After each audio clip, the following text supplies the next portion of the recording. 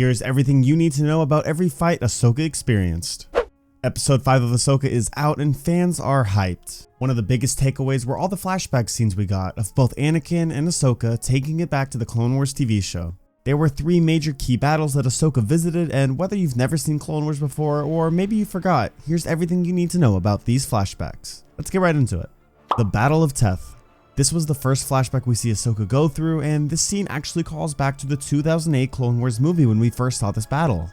The Clone Wars movie was the first time we were ever introduced to the character of Ahsoka, so to be able to have this scene in live action was really cool.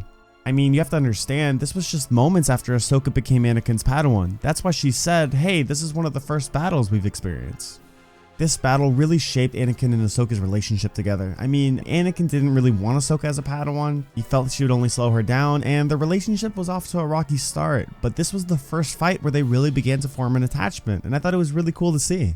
I mean, even being able to see the Phase 1 clone troopers in action was just great. The last time we really saw Phase 1 troopers was in Attack of the Clones, and they were CGI, so this was really cool to see. The Battle of Ryloth. This was one of the first battles that Ahsoka commanded on her own, and sadly so many clones were lost in this fight. Ahsoka was commanding a squadron of clones in a ship fight up above, and let's just say her decisions cost a lot of the clones their lives. She felt extremely hurt and selfish for all the choices she made during this battle, but it was a huge learning lesson for her character, and she grew so much from it. Now, this battle took place towards the later episodes of Season 1 of the Clone Wars, and it was really cool considering Hera's dad, Cham Syndulla, was an important character in this arc. It's almost like a full circle type of thing. The Siege of Mandalore. Personally, this was my favorite Clone Wars arc and battle throughout the entire show, and this actually takes place during the same time as Revenge of the Sith. During this battle, Captain Rex and Ahsoka took a division of Anakin's clones to aid the Mandalorians against Darth Maul, who basically took over their planet as their ruler. What's crazy is that after this battle, moments after Ahsoka left, that's when she had the vision of Order 66 and she began to feel Anakin turn to the dark side. This was a huge growth point for Ahsoka, and I think it was really great seeing Anakin there with her in the flashbacks. I mean, it feels like Anakin's main lesson to her was that no matter what, she will always have to fight. There will always be a war, and while it might be a harsh truth, she just needs to accept that.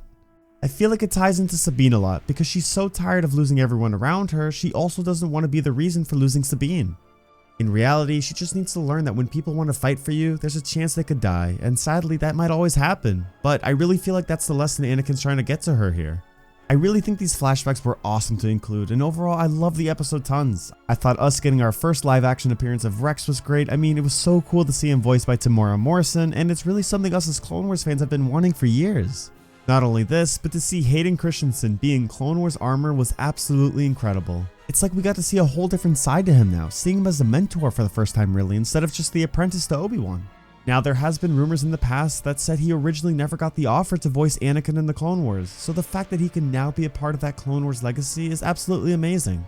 Everything just felt so much like Star Wars and so magical, so personally I have to give this episode a 10 out of 10. But what about you? What was your favorite part of episode 5 and what would you rate this episode? Let me know in the comments below. Thanks for watching and may the Force be with you, always.